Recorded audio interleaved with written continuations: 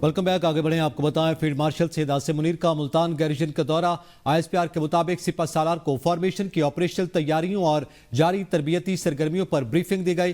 Field marshal का पाक फौज की कौमी खुद मुख्तारी और इलाकाई सालमियत के तहफ़्फ़ुज़ के अज़्म का यादा, फॉर्मेशन की आला तैयारियों और पेशा वराना मेयार पर इत्मीनान का इजहार। फील्ड मार्शल ने तालीमी शोबे और सिविल सोसाइटी के अराकीन से एक इंटरेक्टिव सेशन में मुलाकात की। कौमी यकजहती, सिविल मिलिट्री हमाहंगी और हाइब्रिड खतरात का मुकाबला करने में पूरी कौम की शराकत की अहमियत पर जोर। इसी हवाले से मजीद तफसीलात जानते हैं इस रिपोर्ट में। फील्ड मार्शल सैयद आसिम मुनीर का मुल्तान गैरिजन का अहम दौरा। कोर हेडक्वार्टर्स में फॉर्मेशन की ऑपरेशनल तैयारियों और जारी तरबियती सरगर्मियों पर सिपा सालार को तफसीली ब्रीफिंग दी गई। ISPR के मुताबिक फील्ड मार्शल ने फॉर्मेशन की आला पेशेवराना महारत और जंगी तैयारियों पर इत्मीनान का इजहार किया और पाक फौज के कौमी खुद मुख्तारी और इलाकाई सालमियत के तहफ़्फ़ुज़ के गैर मुतसलसल अज़्म को दोहराया। फील्ड मार्शल ने बादजान तालीमी शोबे और सिविल सोसाइटी के नुमाइंदों से इंटरेक्टिव नशिस्त में शिरकत की, जिसमें कौमी यकजहती, सिविल मिलिट्री हमाहंगी और हाइब्रिड खतरात से निपटने के लिए अवामी शराकत दारी की जरूरत पर जोर दिया गया। उनका कहना था कि मौजूदा चैलेंजेस का मुकाबला सिर्फ अफवाज नहीं बल्कि पूरी कौम की मुश्तरका काविशों से ही मुमकिन है।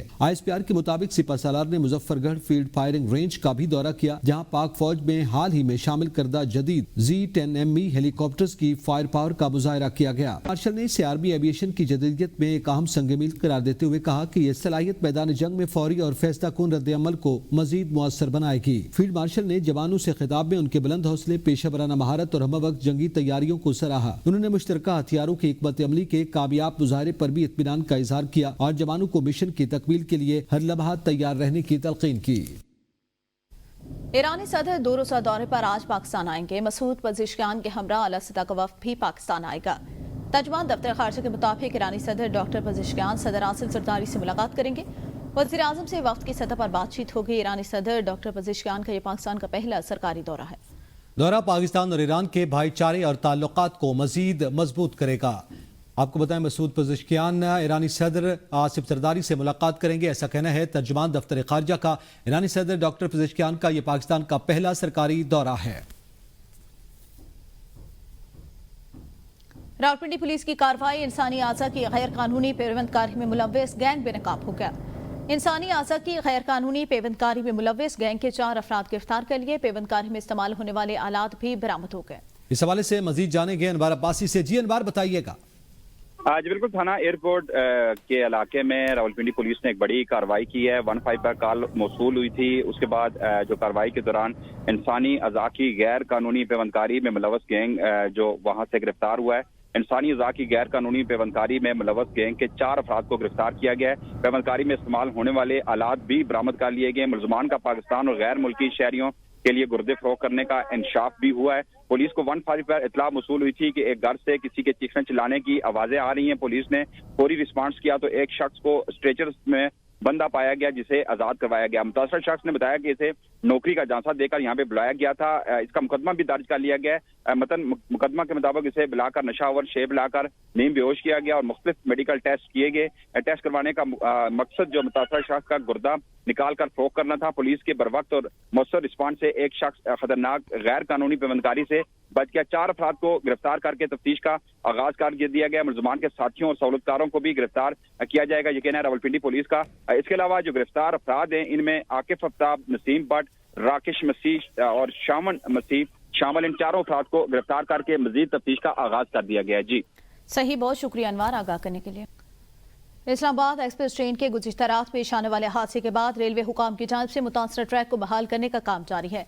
रेलवे ज़राए के मुताबिक हादसे में तकरीबन 900 फीट ट्रैक मुतासर हुआ, जिसकी मुरम्मत के लिए मजीद 4 घंटे दरकार हैं। हादसा काला शाकाकू के करीब पेश आया, जहां ट्रैक का कुछ हिस्सा गायब हो गया, जिसके नतीजे में इस्लामाबाद एक्सप्रेस की 3 बोगियों के अलावा बाकी तमाम बोगियां उलट गईं। हादसे के दौरान 30 मुसाफिर जख्मी हुए, जिन्हें मौका पर रेस्क्यू टीमों ने इब्तिदाई तिब्बी इमदाद दी, जबकि एक रेलवे मुलाजिम को ईदी एम्बुलेंस के जरिए फौरी तौर पर अस्पताल भी मुंतकिल किया गया। वज़ीर आज़म शहबाज शरीफ ने हादसे पर गहरे अफसोस का इजहार करते हुए जख्मियों की जल्द सेहतियाबी की दुआ की है। वफाकी वज़ीर रेलवे हनीफ अब्बासी ने वाक़े का फौरी नोटिस लेते हुए 1 हफ्ते के अंदर इंक्वायरी मुकम्मल करके रिपोर्ट पेश करने की हिदायत की है। कराची बार के सीनियर वकील ख्वाजा शमसुल इस्लाम के कत्ल पर सिटी कोर्ट में हड़ताल जारी। कैदियों को भी जेलों में पेशी के लिए सिटी कोर्ट नहीं लाया गया। हड़ताल के दौरान वकला अदालतों में पेश नहीं होंगे। वकला का कहना है ये सिर्फ एक वकील पर हमला नहीं, पूरी वकला बरादरी पर हमला है। قتل میں ملوث عناصر کو منطقی انجام تک پہنچایا جائے، یہ مطالبہ سامنے آیا ہے وکلا برادری کا۔ آئی جی بلوچستان معظم جان ساری نے آج کوئٹہ میں اے ٹی ایف کی پاسنگ آؤٹ پریڈ سے خطاب کرتے ہوئے ٹریننگ دینے والے افسران اور جوانوں کو کامیاب تربیت پر مبارکباد پیش کی ہے۔ آئی جی بلوچستان نے کہا بلوچستان گزشتہ کچھ عرصے سے دہشت گردی کا شکار رہا، تاہم صوبے میں امن و امان کی بحالی حکومت بلوچستان کی اولین ترجیحات میں شامل ہے۔ انہوں نے کہا اے ٹی ایف جیسے تربیت یافتہ دستے ہی دہشت گردی کے خاتمے اور صوبے میں امن و استحکام کے قیام میں کلیدی کردار ادا کریں گے۔ صوبہ بلوچستان تمام جوانوں کو مبارکباد پیش کرتا ہوں اور دعا گو ہوں کہ اللہ تعالیٰ آپ کا حامی و ناصر ہو۔ گزشتہ کئی سالوں سے پاکستان بالخصوص صوبہ بلوچستان بدقسمتی سے دہشت گردی کا شکار رہا ہے۔ بالخصوص اے ٹی ایف بلوچستان نے اندرونی اور بیرونی خطرات اور دہشت گردی کے خاتمے کا تہیہ کیا ہوا ہے۔ بلوچستان حکومت کی ترجیحات میں امن و امان کی بحالی سر فہرست ہے۔ 2024 کے انتخابی نتائج مسترد، تمام سیاسی جماعتوں کے درمیان میثاق جمہوریت کی ضرورت پر زور۔ تحریک تحفظ آئین پاکستان کی کل جماعتی کانفرنس، ملک کی تمام جماعتوں کے درمیان گرینڈ ڈائیلاگ کیا جائے گا۔ 26ویں آئینی ترمیم کا مکمل خاتمہ کیا جائے گا۔ کانفرنس کے اعلامیے کے مطابق 26ویں ترمیم کے بعد پاکستان سے عدلی آزادی عملاً ختم ہو گئی۔ لاپتہ افراد کو فوری طور پر عدالتوں میں پیش کیا جائے، ماورائے عدالت قتل کی پالیسی کو فوری ختم کیا جائے۔ اعلامیے میں مزید کہا گیا ہائیبرڈ نظام اپوزیشن کا مکمل خاتمہ چاہتا ہے، ملک کو چیلنجز سے نکالنے کے لیے مشترکہ حکمت عملی اپنانے کی ضرورت ہے۔ مطالبہ کیا گیا بانی اور ان کے اہلیہ مقدمات کی جلد سماعت کی جائے، ان کو قید میں رکھے جانے کی مذمت کرتے ہیں۔ ملک میں غربت کی شرح 45% سے تجاوز، کاروباری حضرات ملک چھوڑ کر باہر جا رہے ہیں۔ اس وقت ملک کا کوئی طبقہ مطمئن نہیں، متوسط طبقے کی قوت خرید میں 58% کی خطرناک کمی ہوئی۔ عام آدمی کی زندگی اجیرن، مہنگائی کا طوفان تھمنے کا نام نہیں لے رہا۔ ٹروتھ اینڈ ریکنسیلیشن کمیشن کا قیام عمل میں لایا جائے۔ دوسری جانب وفاقی وزیر اطلاعات و نشریات عطا طاہر نے اپوزیشن کی پریس کانفرنس کو ناکام قرار دے دیا۔ کہا تحریک انصاف کے مذاق خیز اور جھوٹ پر مبنی اعلامیے کا حقیقت سے کوئی تعلق نہیں، ان کے پاس کوئی پالیسی نہیں، گھسی پٹی رٹ ہے، یہ ذہنی بیماری کا شکار ہو چکے۔ انہیں ملک کا کوئی درد نہیں، ذاتی مفاد کی خاطر ان کی چیخیں نکل رہی ہیں۔ 9 مئی کا فیئر ٹرائل ہوا، قانون کے مطابق ہوا، پورے 2 سال تک یہ ٹرائل چلتا رہا۔ کیمرے کی آنکھ کو جھٹلایا نہیں جا سکتا۔ 9 مئی کا ان کے پاس جواب نہیں، اس لیے اس طرح کی پریس کانفرنسز کر کے چیخ و پکار کر رہے ہیں جس کا کوئی جواز نہیں۔ عطا طاہر نے مصطفیٰ نواز کھوکھر کو بھی نشانے پر رکھ لیا، کہا مصطفیٰ نواز کھوکھر اپنے اثاثوں کے بارے میں بھی قوم کو بتائیں۔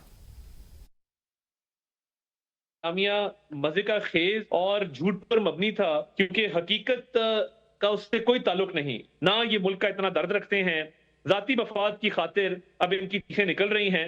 تو میں یہ سمجھتا ہوں کہ یہ آج ایک ناکام پریس کانفرنس۔ 9 مئی کا فیئر ٹرائل ہوا ہے، قانون کے مطابق ہوا ہے، پورے 2 سال یہ ٹرائل چلتا رہا، مگر آپ کے پاس اپنے دفاع کے لیے کوئی ڈیفنس نہیں تھا، کیونکہ کیمرے کی آنکھ نے 9 مئی میں جلاؤ گھراؤ کرتے ہوئے، لوٹ مار کرتے ہوئے آپ سب کو دکھایا تھا۔ اب یہ تو نہیں ہو سکتا کہ آپ وہ کیمرے کی آنکھ کو جھٹلا دیں۔ الیکشن کمیشن نے مخصوص نشستوں پر مسلم لیگ نون کی 2 خواتین اراکین کا نوٹیفیکیشن جاری کر دیا۔ الیکشن کمیشن آف پاکستان نے مخصوص نشستوں کے معاملے پر مسلم لیگ نون سے تعلق رکھنے والی 2 خواتین ارکان کا نوٹیفیکیشن جاری کیا ہے۔ ان میں سابق ANP رہنما سمر ہارون بلور اور سعیدہ جمشید شامل ہیں۔ سمر ہارون بلور نے حال ہی میں عوامی نیشنل پارٹی چھوڑ کر مسلم لیگ نون میں شمولیت اختیار کی۔ ان کی شمولیت پارٹی میں اہم سیاسی پیش رفت کے طور پر دیکھا جا رہا ہے، جس کے بعد اب انہیں مخصوص نشستوں پر قومی اسمبلی کے رکن نامزد کیا گیا۔ الیکشن کمیشن نے سعیدہ جمشید کا نوٹیفیکیشن بھی جاری کر دیا۔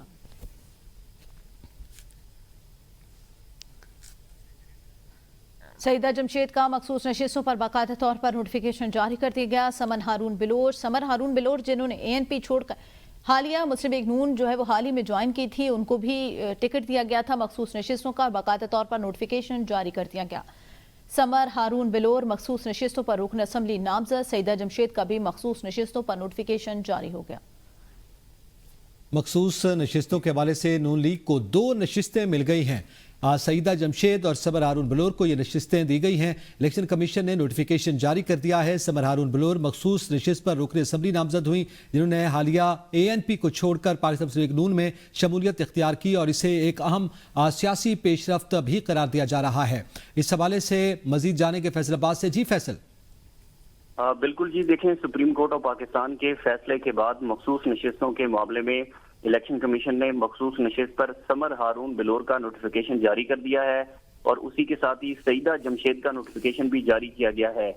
مخصوص نشستوں پر آنے والی جو دونوں اراکین ہیں ان کا تعلق مسلم لیگ نون سے ہے، اور اس حوالے سے سمر ہارون بلور جو ہیں انہوں نے حال ہی میں ANP چھوڑ کر مسلم لیگ نون میں شمولیت اختیار کی تھی، اور سپریم کورٹ آف پاکستان کے فیصلے کے بعد مخصوص نشستوں کی جو الاٹمنٹ ہے اس کا سلسلہ جاری ہے۔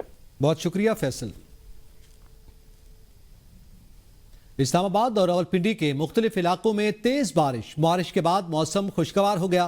محکمہ موسمیات کے مطابق اسلام آباد کے sector I8 G6 F6 F10 G7 F7 Rawal چوک اور بنی گالہ میں موسلادھار بارش ریکارڈ کی گئی ہے۔ راولپنڈی کے مختلف علاقوں فیض آباد، شمس آباد اور ڈبر روڈ میں بارش سے نشیبی علاقوں میں پانی جمع ہو گیا۔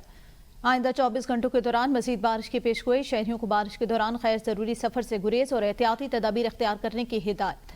ضلع انتظامیہ نے نکاسیاب کے لیے عملہ متحرک کر دیا۔ اب بات کریں گے مونسون کی بارشوں کی تو جانی اور مالی نقصانات پر افسردہ ہیں وزیر اعظم شہباز شریف کا جلد گلگت بلتستان کے دورے کا اعلان۔ وزیر اعظم شہباز شریف کے زیر صدارت آزاد کشمیر اور گلگت بلتستان میں ہونے والے نقصانات کے جائزہ اجلاس چیئرمین NDMA نے بریفنگ دیتے ہوئے بتایا ملک بھر میں اب تک 295 افراد جاں بحق ہو چکے۔ وزیر اعظم نے تمام وفاقی اداروں کو نقصانات کا تخمینہ لگانے کی ہدایت جاری کی اور کہا متاثرہ علاقوں کے لیے امدادی پیکیج فراہم کیا جائے۔ انہوں نے محکمہ موسمیات کی پیشگی اطلاع کے نظام کو ہنگامی بنیادوں پر فعال بنانے کی بھی ہدایت دی۔ وزیر اعظم نے مزید کہا کہ امدادی کارروائیوں میں انسانی جانوں اور املاک کے تحفظ کو اولین ترجیح دی جائے، سڑکوں اور ذرائع مواصلات کو فوری طور پر بحالی پر خصوصی توجہ دی جائے۔ گلگت بلتستان کے ضلع دیامر میں سیلاب متاثرین کی بحالی کے لیے تھور اور تھک کے علاقوں میں 200 گھرانوں کو مفت راشن فراہم کیا گیا۔ انتظامیہ کے مطابق متاثرین کو صاف پانی، بستر اور برتن بھی فراہم کیے جائیں گے، جبکہ گھروں کی تعمیر بھی مدد کی جائے گی اور امدادی سرگرمیاں متاثرین کی مکمل بحالی تک جاری رہیں گی۔ بے نظیر انکم سپورٹ پروگرام کے تحت پوزیشن ہولڈر طلباء کے اعزاز میں تقریب کا انعقاد کیا گیا۔ تقریب میں شریک سینیٹر روبینہ خالد کا کہنا تھا کہ طالبات کی کامیابی شہید بی بی کے ویژن کی عملی تعبیر ہے۔ انہوں نے کہا شہید بی بی نے ایک ایسے پاکستان کا خواب دیکھا تھا جہاں ہر بچے کو تعلیم ملے۔ BISP ایک خاندان ہے، ہر قدم پر کامیاب بچوں کا ساتھ دیں گے۔ انہوں نے کہا خواتین کو گھر کا سربراہ تسلیم کرنا BISP کی کامیابی اور خوبصورتی ہے۔ BISP کے تحت 1 کروڑ 20 لاکھ بچے بے نظیر تعلیمی وظائف سے مستفید ہو رہے ہیں۔ کامیاب طلبہ میں شیلڈز، ٹیبلٹس اور تحائف تقسیم کیے گئے۔ اسلام آباد میں بننے والے دادوچا اور چرا ڈیم گزشتہ 3 ادوار حکومت کی عدم توجہ کا شکار۔ ڈیمز کی تاخیر کی سب سے بڑی وجہ ہاؤسنگ سوسائٹی اور قبضہ مافیا کا دباؤ۔ یا پایا تکمیل کے بعد اسلام آباد اور راولپنڈی کے شہریوں کو یومیہ لاکھوں گیلن پانی فراہم کیا جا سکتا ہے۔ مزید آپ کو بتاتے چلیں کہ اس حوالے سے جانیں گے اون رضا سے۔ جی اون رضا، آگاہ کیجیے گا۔ اس وقت چراہ ڈیم پر موجود ہیں جو اسلام آباد کے جنوب میں چراہ گاؤں کے ساتھ موجود ہے، اور یہاں پر یہ ڈیم تقریباً 6000 ایکڑ پر جو ہے وہ محیط ہے، اور اس کے علاوہ یہاں پر پانی کا جو ذخیرہ ہے وہ کم سے کم 15000 ایکڑ فیٹ تک یہاں پر پانی جو ہے وہ ذخیرہ کیا جا سکتا ہے۔ لیکن اگر یہاں پر ڈیم کی تعمیر کی بات کریں تو بالکل عدم دلچسپی جو ہے وہ نظر آ رہی ہے۔ یہاں پر یہ میرا کیمرامین ارسلان آپ کو یہ ڈیم کی سائٹ دکھائے گا۔ یہاں پر کسی قسم کی کوئی تعمیر نہیں ہے، بالکل ڈیم جو ہے وہ تعمیر کہیں پہ کوئی آثار نظر نہیں آتے۔ یہ حکومت کی جو ہے وہ عدم دلچسپی ہے۔ 2008 میں اس ڈیم کا آئیڈیا پیش ہوا حکومت پنجاب اور حکومت پاکستان کی جانب سے، لیکن اس کے باوجود کوئی خاطر خواہ توجہ یہاں پر جو ہے وہ نہیں دی گئی۔ اور اس کے علاوہ یہ تقریباً جب ابتدائی اس کی جو تخمینہ لاگت تھی وہ 7 ارب روپے تھی، لیکن اب